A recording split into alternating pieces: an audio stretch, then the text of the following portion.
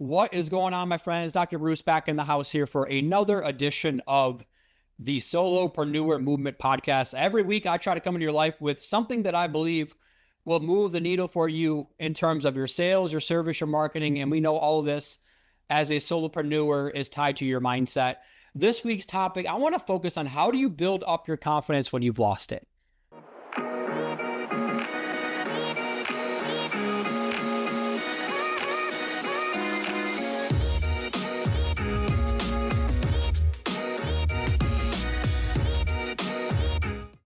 It's not a matter of if, it's a matter of when. At some point, as a small business owner, as a salesperson, as a solopreneur, you're going to go through a period, whether it's daily, weekly, monthly, quarterly, yearly, where you lose your confidence at some point.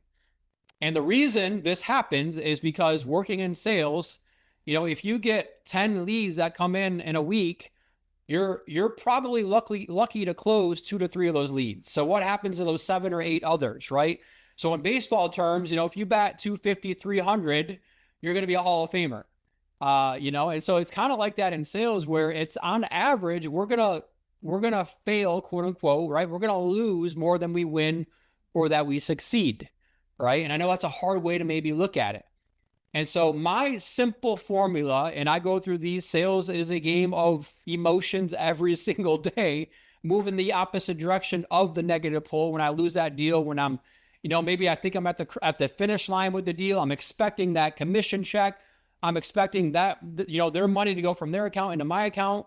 I'm relying on that money to go from their account into my account. But then for some reason it falls through. They use somebody else. They change their mind, whatever happens, right? Maybe we drop the ball. Maybe they drop the ball.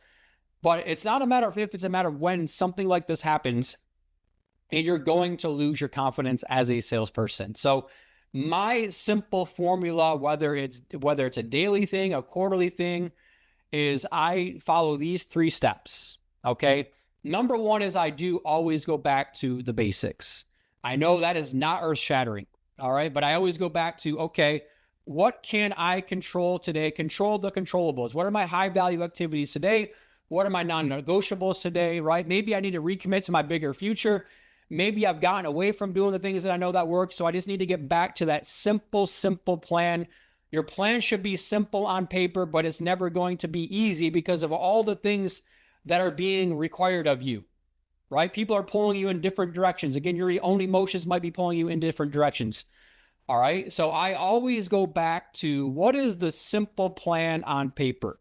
Whether I'm following daily theme days, whether I know I need to prospect every day, whether I need to create marketing content every day, but I really do go back to that. My business should be simple on paper. What are the highest uses of my time today, right? If I really go even deeper into it, I ask myself, who are the people today that are in the red zone that I need to go out there and close? I need to go out there and convert the most, right? We call that our fight club. So every single day I'm fighting for the business. Who can I bump or nudge and move them in the right direction? All right. And then every day I'm competing for attention. So what can I do today to make myself more attractive? Whether it's a video, whether it's calling on my existing clients, on my past clients, what can I do every single day to attract more business to me? So step number one in building up your confidence is recommit to the basic plan on paper. All right. Number 2 is go back to your own core values, your own why. Why do I want to go out there and achieve all these different things that I want to achieve, right? It can be easy in sales to get down the rabbit hole where everything, like you start studying so many different things. And so now you get imposter syndrome, you're confused, you're overwhelmed, you're frustrated, all these different emotions. And so I always come back to my core values, which to me, I want to be a heart of a teacher. I got into this business in the first place to help other people that are younger, newer in the industry go out there and reach their potential a whole lot faster. Now, there's all different types of people that I do help in addition to those groups, but that at my core, like I wrote a book when I was 25 years old called Nexpert, like you're the next expert. So at my core values is I want to help a younger, newer version of myself go out there and achieve the same goals that I'm achieving. All right. I want to have fun doing it. I believe your business should be intense, but it should be fun and positive. I want to do the things that I want to do with the people I want to enjoy doing them with. So when I start to feel like it's transactional, when I start to feel like people are letting me down, when I feel like people are no longer maybe valuing me, I'm not going where I'm celebrated and merely tolerated, I come back to my core values and I just understand as long as I do the things that I know I should be doing, that I can't be concerned with all the other external things that are out there. All right. Unfortunately, people are going to let you down. You're going to win false friends and true enemies by trying to go out there and succeed anyways. Right. That's a great poem called I believe it's by Mother Teresa. Right. Do good anyway. And so when I've lost my confidence and I want to start building it back up, I go back to my own core values and my own why, my foundation. Right. And then the third part of this is your actual pedigree. So again, if you are brand new in the industry, this might be more of a challenge, but we all have a pedigree. We all have a resume. We all have a bio. So whenever I feel like, again, I'm having imposter syndrome or I'm not feeling it today or whatever it is, I go back to my bio and I tell myself other people are requiring me to show up, paint up, spray up, and go out there and help them today.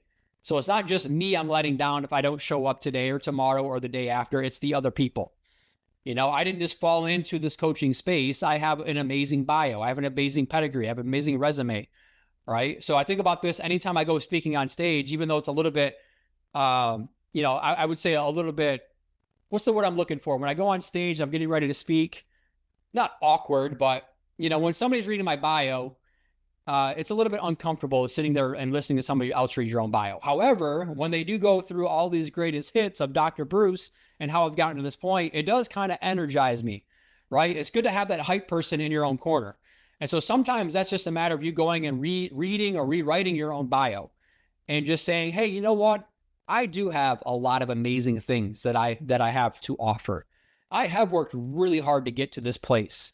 Sort of a thing. So those are the 3 very basic, easy steps for you to go out there and build your confidence if you lost it. Number 1, get back to the basics. Recommit to your bigger future. Put a simple plan in place. Get back to the things that that work. What are those high value activities? What are those non-negotiables? And then, over the next week, I'm going to commit to redoing those things.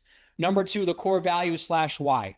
Why did you want to get into sales in the first place? Why did you get into whatever industry it is that you are in the first place?